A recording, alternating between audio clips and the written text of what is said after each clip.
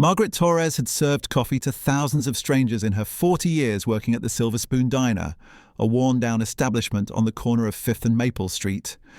Every shift brought a parade of faces, most of them forgettable, blending into the hum of clinking dishes and tired conversations. But on a bitter February morning, one man walked through that door who would change everything. He was dishevelled, his clothes torn and dirty, his hands shaking as he clutched her tattered backpack. Most of the other waitresses avoided him, their eyes darting away with a mixture of fear and disgust. But Margaret saw something different. She saw a human being in need. What she didn't know was that this simple act of kindness, this single cup of coffee given freely without judgment, would come back to her in a way that defied all logic and reason.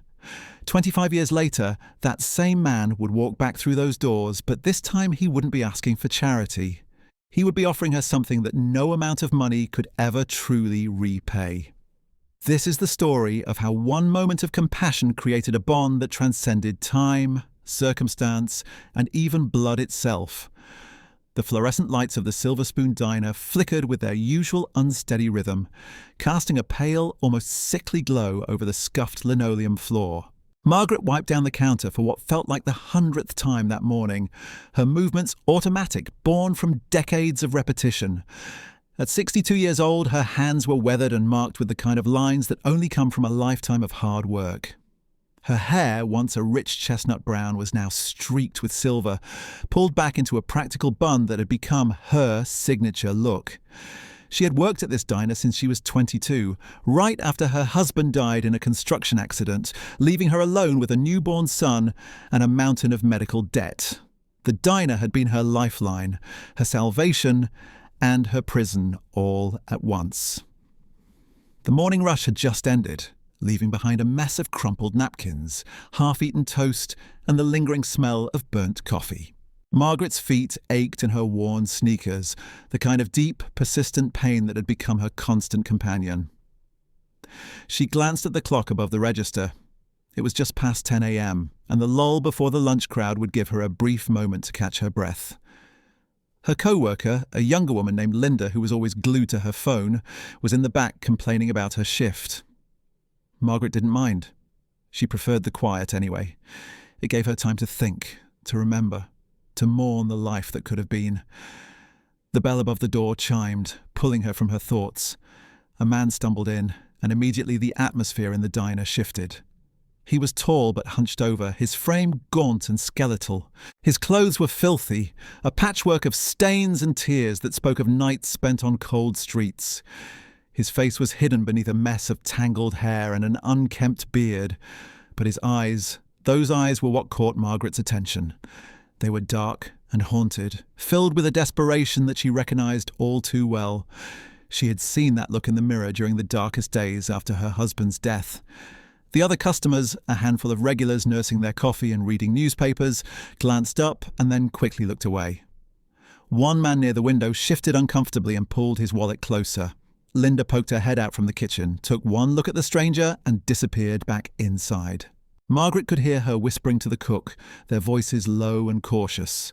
The stranger stood near the entrance, swaying slightly, his hands gripping the straps of his backpack as if it were the only thing keeping him tethered to reality. He looked around the diner, his gaze moving from face to face, searching for something. Maybe kindness. Maybe just acknowledgement. But every set of eyes avoided his. Every person in that room had already decided he didn't belong. Margaret felt a familiar tug in her chest, the same instinct that had guided her through her hardest years. She had been invisible once, dismissed and overlooked, struggling to keep her head above water while the world moved on without her. She knew what it felt like to be on the outside looking in. Without a word, she grabbed a clean mug from beneath the counter and filled it with fresh coffee. The rich, dark liquid steamed as she poured, and she added a splash of cream the way she took her own. She walked over to the man, her steps slow and deliberate, and when she reached him, she held out the mug. He stared at it, his expression a mixture of confusion and disbelief, as if he couldn't quite process what was happening. "It's okay," Margaret said, her voice soft and steady. "You look like you could use this. No charge. Man's hands trembled as he reached for the mug, his fingers wrapping around it like it was a lifeline. He brought it to his lips and took a sip. And for a moment, something shifted in his face. The tension in his shoulders eased just slightly, and his eyes, those desperate, haunted eyes, softened. "Thank you," he whispered, his voice rough and broken. "You have no idea what this means." Margaret smiled, a small, genuine smile that reached her tired eyes. "We all need a little help sometimes," she said simply. She gestured to an empty booth in the corner, away from the prying eyes of the other customers. "Go ahead and sit. Take your time." The man nodded, his gratitude written all over his face, and shuffled over to the booth. He slid into the seat and cradled the mug in both hands, staring down at it, as if it held all the answers to questions he couldn't articulate.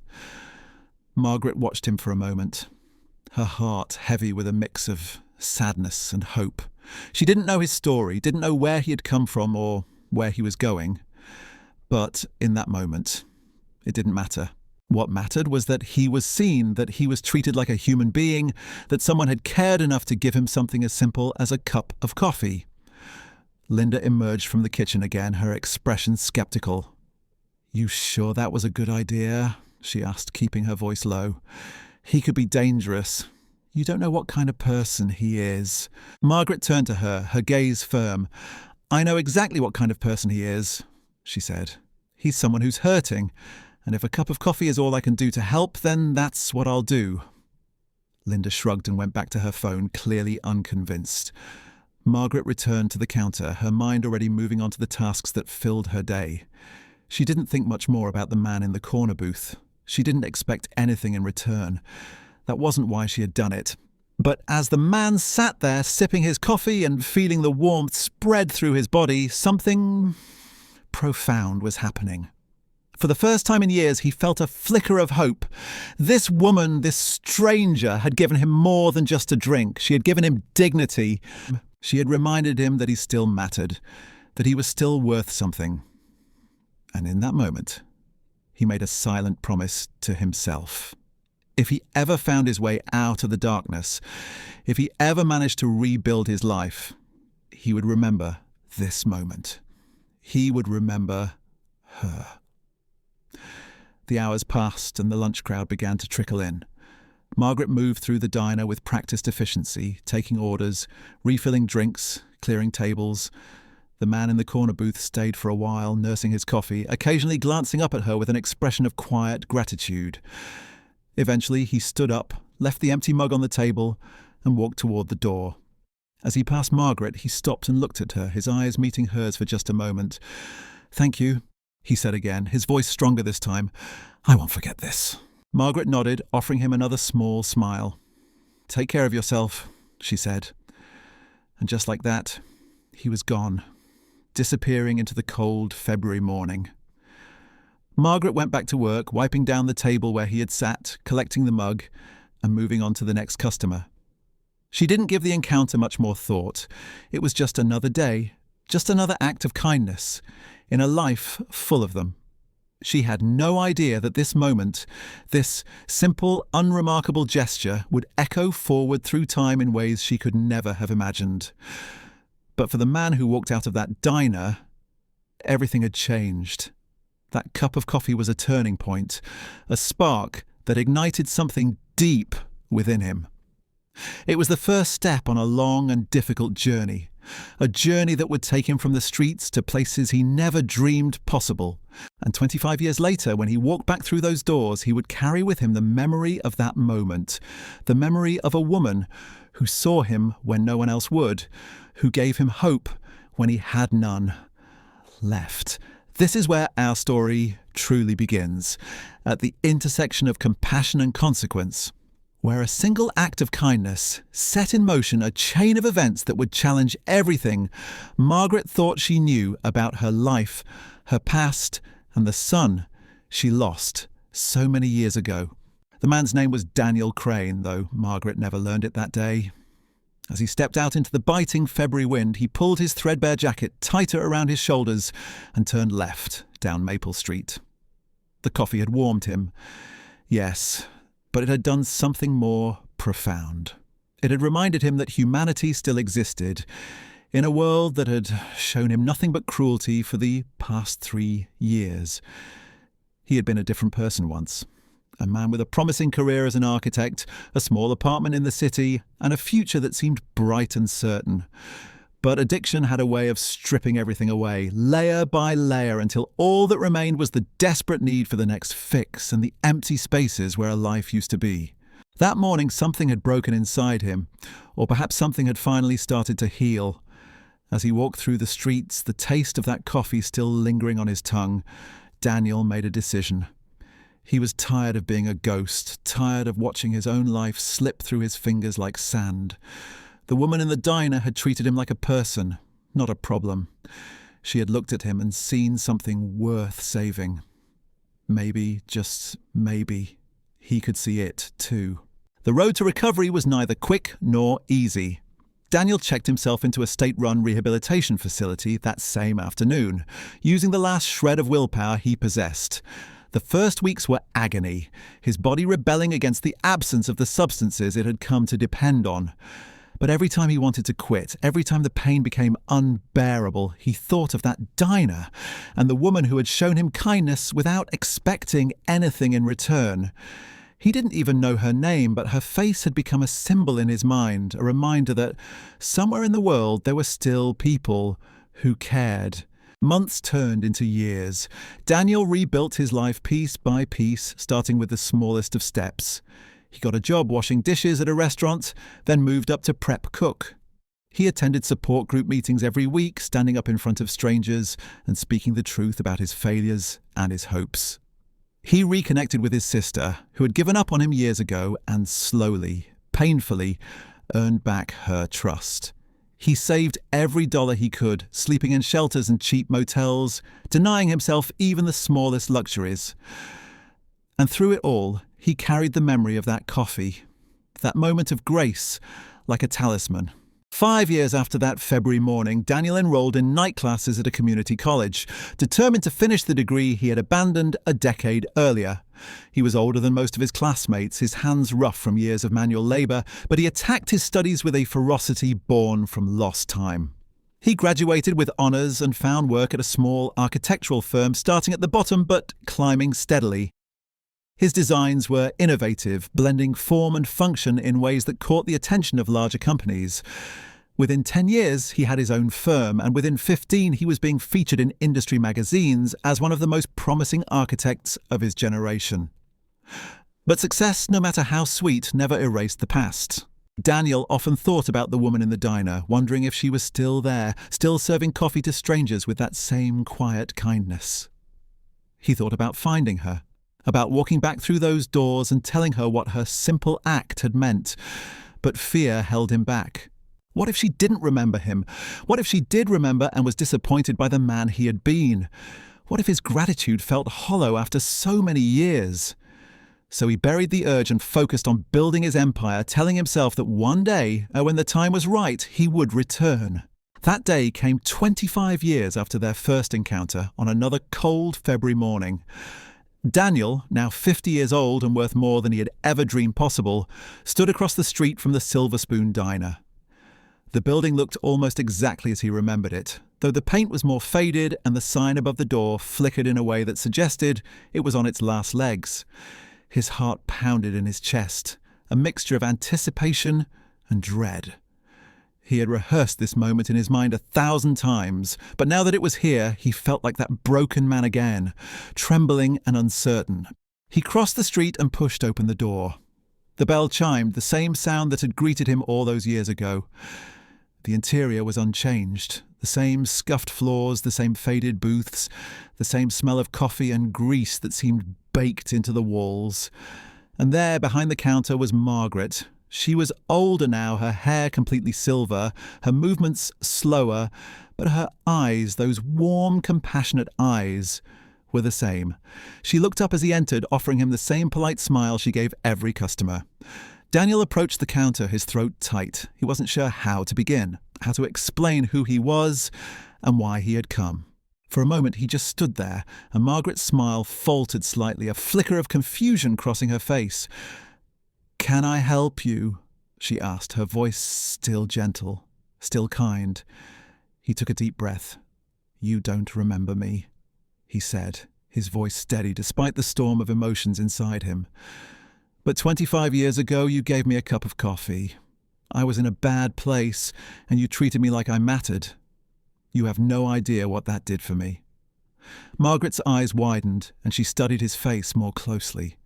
The years had changed him, filled out his frame, cleared the shadows from his eyes, but somewhere in the depths of her memory, a spark of recognition flickered. "You," she whispered, her hand rising to her mouth. "I remember. You were so lost." Daniel nodded, a smile breaking across his face. "I was. But because of you, I found my way back. I wanted to come here and thank you properly. I wanted you to know that what you did, that simple act of kindness, it saved my life. It set me on a path that led to everything I have now." Margaret's eyes filled with tears, and she shook her head slowly, overwhelmed. "I was just doing what anyone should do," she said, her voice trembling. "I didn't think I'd ever see you again." "But you did more than that," Daniel insisted. "You saw me when no one else would, and I made a promise to myself that if I ever made something of my life, I would come back and repay you." He reached into his jacket and pulled out an envelope, placing it on the counter between them. "This is for you."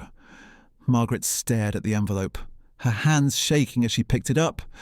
Inside was a check, and when she saw the amount, her knees nearly buckled. It was more money than she had earned in her entire 40 years at the diner, more money than she had ever seen in one place. She looked up at Daniel, her face pale. "I can't accept this," she whispered. "It's too much. It's not enough," Daniel said firmly. "You gave me my life back. This is just a fraction of what that's worth. Please take it. Use it however you want. Retire, travel, do all the things you've put off for so many years. You deserve it." Tears streamed down Margaret's face, and for a long moment she couldn't speak. Finally, she looked up at him, her voice barely audible. "Thank you," she said. "Thank you for coming back. Thank you for remembering." Daniel reached across the counter and took her hand, his grip warm and firm. "I could never forget," he said. "And there's something else. I'd like to take you to lunch, somewhere nicer than this, and tell you my whole story. I want you to know what happened after I left here that day. I want you to understand just how much you changed my life." Margaret nodded, wiping her eyes with the back of her hand. "I'd like that," she said. "I'd like that very much." As they stood there, two people connected by a moment of grace from a quarter-century ago, the diner around them seemed to fade into the background. The other customers, the clatter of dishes, the hum of conversation, all of it became distant and unimportant. What mattered was this: the closing of a circle, the honouring of a debt that could never truly be repaid. Margaret had given Daniel hope when he had none, and now, after all these years, he had come back to return the favour. But this was only the beginning. As Daniel would soon reveal, his gratitude extended far beyond a check and a lunch invitation. He had spent years searching for a way to truly honour the woman who had saved him, and what he had discovered in that search would shake Margaret to her very core. Because sometimes the threads of fate are woven in ways we cannot see, and the connections we make in moments of kindness run deeper than we ever imagined. The story of Margaret and Daniel was far from over. In fact, it was about to take a turn that neither of them could have predicted. Daniel insisted they meet the following Saturday at a restaurant Margaret had only ever walked past, the kind of place with valet parking and a wine list thicker than the diner's entire menu. She felt out of place the moment she stepped through the heavy oak doors, her best dress suddenly feeling shabby under the soft glow of crystal chandeliers. But Daniel greeted her with such genuine warmth, such obvious joy at seeing her again, that her discomfort began to melt away. He pulled out her chair himself, a gesture so old-fashioned and sincere that it brought a lump to her throat. They talked for hours. Daniel told her everything, painting a picture of his fall and rise with unflinching honesty. He described the grip of addiction, the way it had hollowed him out until he was nothing but need and shame. He spoke of the rehabilitation centre, the agonising withdrawal, the nights when he wanted nothing more than to walk out and disappear into oblivion. And he kept coming back to that morning at the Silver Spoon, to the way she had handed him that coffee without judgment, without pity, just simple human decency. "That was my turning point," he said, his voice thick with emotion. "I've been invisible for so long, treated like garbage, like something people stepped over on the sidewalk. But you looked at me and saw a person. That mattered more than you'll ever know." Margaret listened, her heart aching for the suffering he had endured and swelling with pride for the man he had become. She told him about her own life, about losing her husband so young, about the years of struggle to keep food on the table and a roof over her head. She spoke of her son, the child she had raised alone, working double shifts and sacrificing everything to give him a chance at a better life. Her voice grew quieter when she mentioned him, a shadow passing over her face. "He left when he turned 18, she said, staring down at her hands. "Said he needed to find his own way, that he didn't want to be tied down by my small-town life. I haven't heard from him in over 20 years. I don't even know if he's alive." Daniel reached across the table and covered her hand with his. "I'm so sorry," he said softly. "That must be incredibly painful." Margaret nodded, blinking back tears. "It is, but you learn to live with it. You have to." She forced a smile, changing the subject, asking him about his work, his firm, the buildings he had designed. Daniel answered her questions, but she could see something shifting behind his eyes, some calculation or decision being made. When their meal was finished and the waiter brought the check, Daniel didn't reach for it immediately. Instead, he leaned back in his chair, studying her with an intensity that made her uneasy. "Margaret," he began, his tone careful, "there's something I need to tell you, something I discovered while I was trying to find you again." She frowned, confused. "What do you mean?" "After I got my life together, I became obsessed with finding you, with thanking you properly. But I didn't know your name, didn't know anything except that diner. So I hired a private investigator, someone discreet to track you down. It took months, but eventually they found you. And in the process of researching your life, they uncovered something else, something I wasn't looking for." Margaret's pulse quickened, a sense of dread creeping up her spine. "What are you talking about?" Daniel pulled a folder from the leather bag at his feet and slid it across the table.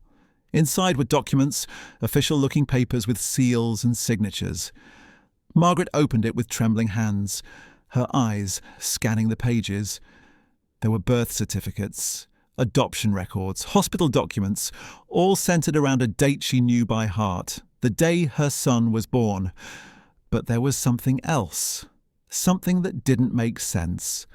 Another set of records dated just 2 days later, showing a baby boy admitted to a county hospital with severe jaundice, listed as abandoned, origin unknown.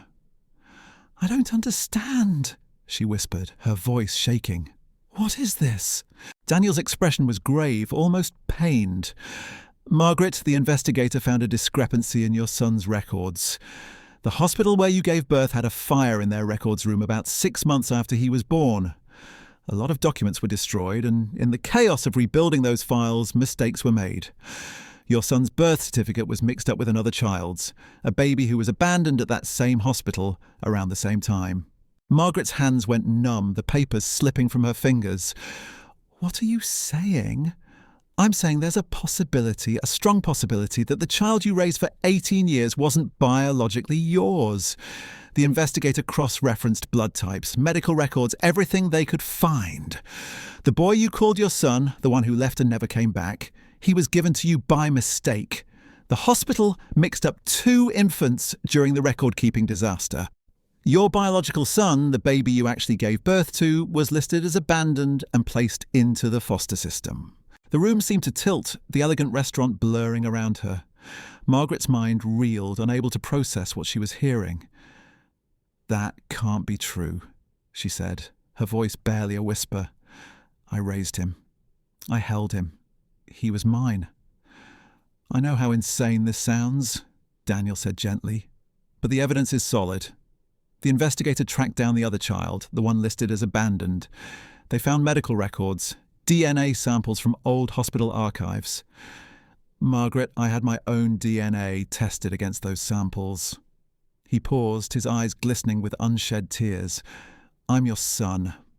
I'm the baby you gave birth to 50 years ago. The words hung in the air, impossible and undeniable all at once. Margaret stared at him, her vision swimming, her chest tight. She opened her mouth to speak, but no sound came out. Every memory, every moment she had cherished with the boy she thought was her son suddenly felt like a lie. And this man, this stranger who had walked into her diner 25 years ago, who she had shown a simple kindness to, was claiming to be her flesh and blood. I know it's a lot to take in, Daniel continued, his voice breaking. Believe me, I've been wrestling with this for months. I didn't want it to be true. I thought maybe the investigator made a mistake, that the records were wrong. But I had 3 separate DNA tests done, and they all confirmed it. I am your biological son. We were separated the day I was born, and we didn't find each other again until I walked into that diner, broken and lost, and you gave me a cup of coffee. Margaret's breath came in short, shallow gasps. She felt like she was drowning, like the ground had opened up beneath her and she was falling into an abyss. How is this possible? She whispered. How did this happen? Daniel reached out, taking both of her hands in his. The fire at the hospital destroyed so many records, and in the rush to recreate them, someone made a catastrophic error. 2 babies born within 48 hours of each other got their paperwork mixed up. You took home a child who wasn't yours, and I was labelled abandoned and sent into the system. I spent my childhood bouncing between foster homes, never knowing where I came from, never understanding why I felt so lost. And you spent your life raising a boy who left you without a second thought, never knowing your real son was out there struggling to survive. Tears streamed down Margaret's face, her entire body shaking. The boy she had raised, the child she had sacrificed everything for, hadn't been hers at all. And the man sitting across from her, the stranger she had helped out of pure compassion, was the son she had been searching for in every face she saw, in every quiet moment of longing. It was too much. Too overwhelming, too cruel and beautiful all at once. I don't know what to say, she choked out. I don't know how to feel. Daniel squeezed her hands, his own tears falling freely now. You don't have to say anything. I just needed you to know. I needed you to understand that when you gave me that coffee, when you looked at me and saw someone worth saving, you weren't just helping a stranger. You were saving your own son. And maybe on some level, some deep instinctive level, you knew. Maybe that's why you helped me when no one else would. Margaret looked into his eyes, searching for some trace of the baby she had held for just a few precious hours before the nurses took him away. And there, in the shape of his jaw, in the curve of his smile, she saw it. She saw herself. She saw the husband she had lost. She saw the fragments of a life that should have been. This is real, she whispered, more to herself than to him. You're really my son. Daniel nodded, a broken laugh escaping his lips. I'm really your son. And I know this doesn't change the past. I know it doesn't erase the years we lost or the pain we both went through. But it means something. It has to mean something. Margaret pulled her hands free and stood up, her legs unsteady. Daniel rose with her, concern etched across his face. She stepped around the table, closing the distance between them, and without a word, she wrapped her arms around him. He stiffened for just a moment, surprised, and then he folded into her embrace, his shoulders shaking with sobs. They stood there in the middle of that elegant restaurant, 2 people who had been torn apart by a cruel twist of fate and brought back together by an even stranger one, holding each other as if they could make up for 50 years of lost time in a single moment. I'm so sorry, Margaret whispered into his shoulder. I'm so sorry I wasn't there. I'm so sorry you suffered alone. It's not your fault, Daniel said, his voice muffled against her hair. None of this is your fault. We found each other. That's what matters. We found each other. They pulled apart slowly, both of them wiping their eyes, both of them laughing through their tears at the absurdity and the beauty of it all. The other diners had stopped eating, watching the scene unfold with a mixture of curiosity and discomfort. But neither Margaret nor Daniel cared. They sat back down, the folder of documents still spread across the table, and began to talk again, this time not as strangers, not even as friends, but as mother and son. They talked about everything and nothing, filling in the gaps of their separate lives, weaving together a new story from the threads of two broken ones. Daniel told her about his firm, about the buildings he had designed, about the life he had built from the ashes of his addiction. Margaret told him about the diner, about the regulars she had served for decades, about the small joys she had found in a life that often felt too heavy to bear. And as they talked, something shifted. The pain didn't disappear, the years didn't magically return, but a new understanding took root. They had been robbed of so much, but they had also been given something precious. A second chance. A new beginning. As the evening wore on and the restaurant began to empty, Daniel leaned forward, his expression serious. "I want you to know," he said, "that I'm not here to replace the son you raised. I'm not trying to erase him or diminish what you had with him, but I am here and I want to be a part of your life, if you'll let me. I want to make up for lost time. I want to be the son you deserved to have." Margaret's heart swelled, a warmth spreading through her chest that she hadn't felt in decades. "You already are," she said softly. "From the moment you walked back through those doors, you already were." Daniel smiled, and in that smile Margaret saw her future. It wasn't the future she had imagined, wasn't the one she had dreamed of during all those lonely years, but it was real and it was hers, and it was enough. They left the restaurant together that night, stepping out into the cool February air that felt impossibly similar to that morning 25 years ago. Margaret pulled her coat tighter, but this time the chill didn't bite quite as deeply. Daniel walked beside her, matching her slower pace, and for the first time in decades, she didn't feel alone. The city lights reflected off the wet pavement, creating halos of gold and silver that seemed almost magical in their glow. Neither of them spoke much on the walk back to where Daniel had parked his car. But the silence wasn't uncomfortable. It was the kind of quiet that exists between people who understand each other without needing words.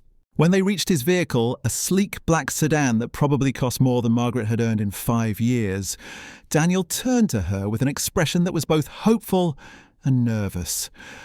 "I know this is overwhelming," he said.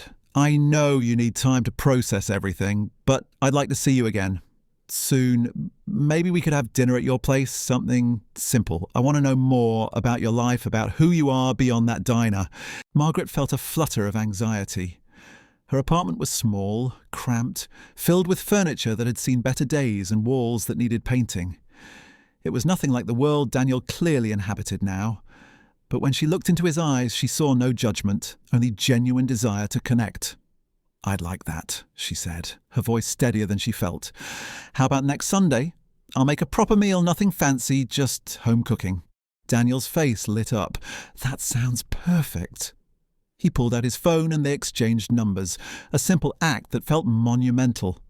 As he drove away, Margaret stood on the sidewalk watching his taillights disappear into the night. Her mind a whirlwind of emotions. She had walked into that restaurant as a woman alone, carrying the weight of decades of loss and loneliness. She was walking away as someone's mother, not in the way she had thought, but in a way that felt somehow more profound. The next week passed in a blur. Margaret found herself distracted at work, her mind constantly drifting to the revelation that had upended her entire understanding of her life. Linda noticed the change, commenting that Margaret seemed different, lighter somehow. Margaret brushed off the questions with vague answers about feeling better, about finally getting some good news. She wasn't ready to share the full story yet. It felt too raw, too private, too impossible to explain to someone who hadn't lived through it. She spent her days off preparing for Sunday, cleaning her apartment with a thoroughness that bordered on obsessive. She scrubbed floors that were already clean, organised closets that didn't need organising, and planned a menu that she revised at least a dozen times. She wanted everything to be perfect, wanted to show Daniel that even though she didn't have much, she could still create a home worth visiting. On Saturday afternoon, she went to the grocery store and spent more money than she had in months, selecting fresh vegetables, quality cuts of meat, ingredients for a homemade pie. When Sunday arrived, Margaret woke up before dawn, her stomach twisted with nerves. She cooked all morning, filling her small kitchen with the smells of roasting chicken, garlic mashed potatoes, and fresh baked bread. By the time Daniel knocked on her door at exactly 6 o'clock, the apartment was warm and inviting, the table set with her best dishes, mismatched as they were. She opened the door and found him standing there with a bouquet of flowers and a bottle of wine, dressed casually in jeans and a sweater that made him look younger, more approachable. "Come in," she said, stepping aside. "It's not much, but it's home." Daniel entered and looked around, taking in the worn furniture, the faded curtains, the photographs on the walls of people and places from Margaret's past. "It's wonderful," he said, and she could tell he meant it. It feels lived in. It feels real. He handed her the flowers, and she busied herself finding a vase, grateful for something to do with her hands. They sat down to dinner, and the conversation flowed more easily than Margaret had expected. Daniel asked about her childhood, about how she had met her husband, about the early years at the diner. She found herself sharing stories she hadn't thought about in years, laughing at memories that had been buried under layers of grief and exhaustion. Daniel listened with genuine interest, asking questions, making connections, filling in his own stories in return. He told her about his foster families, some kind and some cruel, about the loneliness of never belonging anywhere, about the hunger he had felt not just for food, but for connection. As they moved from dinner to dessert, Margaret felt something inside her begin to shift. The boy she had raised, the one who had left without looking back, had always felt like a part of her that had been torn away. She had spent years mourning that loss, questioning what she had done wrong, wondering if she had failed him somehow. But sitting across from Daniel, listening to him talk about his journey, she realised that perhaps the universe had been trying to tell her something all along. Perhaps that boy had left because he was never meant to stay. Perhaps he had been searching for his own biological family, following some instinct he couldn't name. And perhaps her real son had been out there all along, waiting for the moment when their paths would cross. "There's something I need to ask you," Margaret said, setting down her fork. "The boy I raised, the one I thought was my son, do you know what happened to him? Did your investigator find him?" Daniel's expression grew somber. He nodded slowly. "They did find him. He's alive, living on the West Coast. He has a family of his own now, a wife and 2 kids. From what the investigator could gather, he's doing well. Successful career, nice house, the whole picture." Margaret absorbed this information, feeling a complex mix of relief and pain. "Did he know?" she asked quietly. "Did he know he wasn't really my son?" Daniel shook his head. "The investigator didn't make contact, just observed from a distance. I thought you should be the one to decide whether he should know, whether any of this should be shared with him." Margaret sat back in her chair, her mind racing. Part of her wanted to reach out, to tell the boy she had raised the truth, to demand answers for why he had abandoned her. But another part, a wiser part, understood that doing so would only cause more pain. He had moved on, built a life without her. Whether he was her biological son or not, he had made his choice. Bringing this revelation to him now wouldn't change the past. It would only complicate his present. "I don't think he needs to know," she said finally. "What good would it do? He has his life, and now I have mine. We can't go back and redo the last 20 years. All we can do is move forward." Daniel reached across the table and took her hand. "I think that's incredibly wise," he said. "And for what it's worth, his loss is my gain.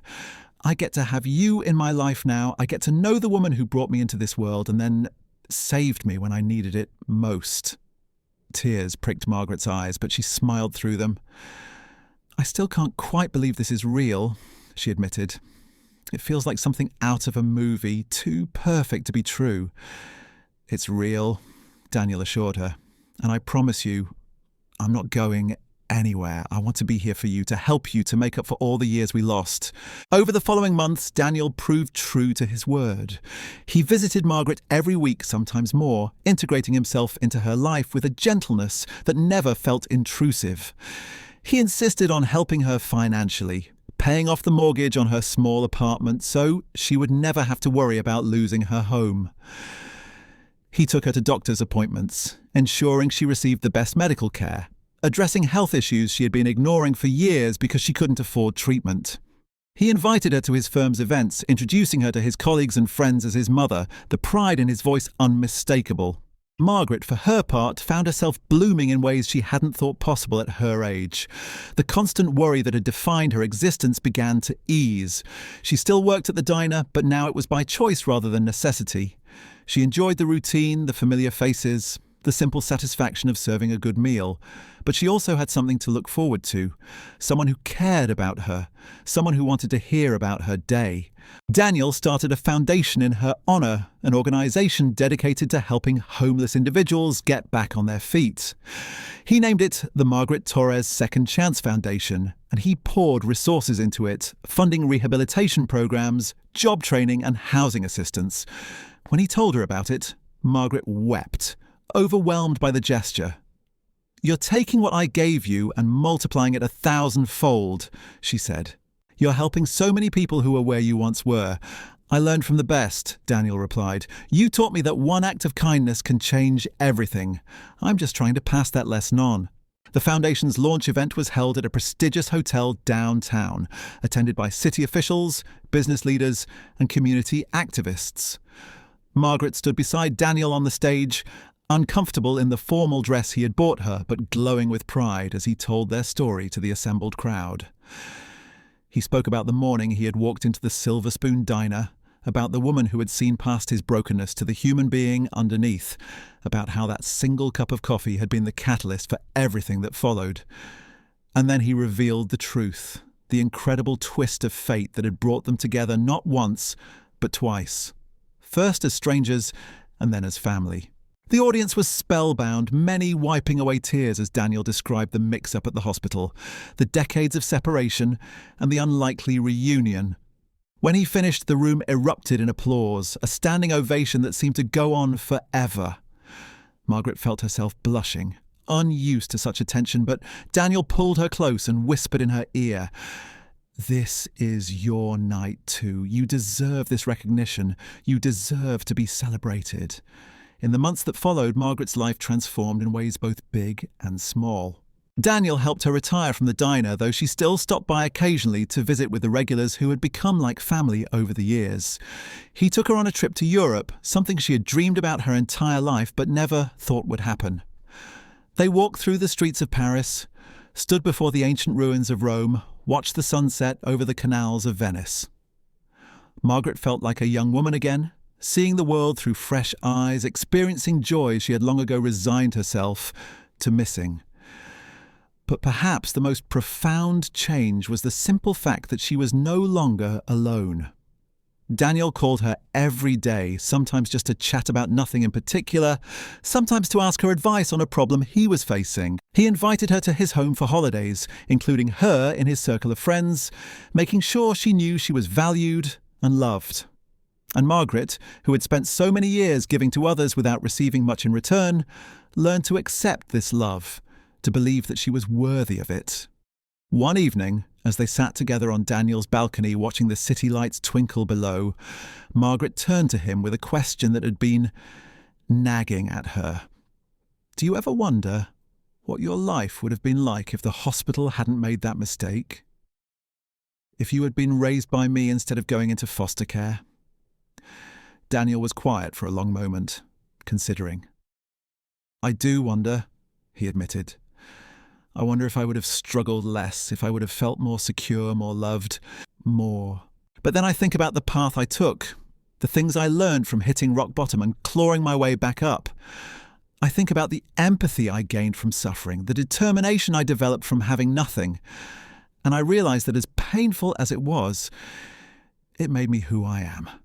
It gave me the tools I needed to build something meaningful. He turned to look at her, his eyes reflecting the lights of the city. And it led me back to you.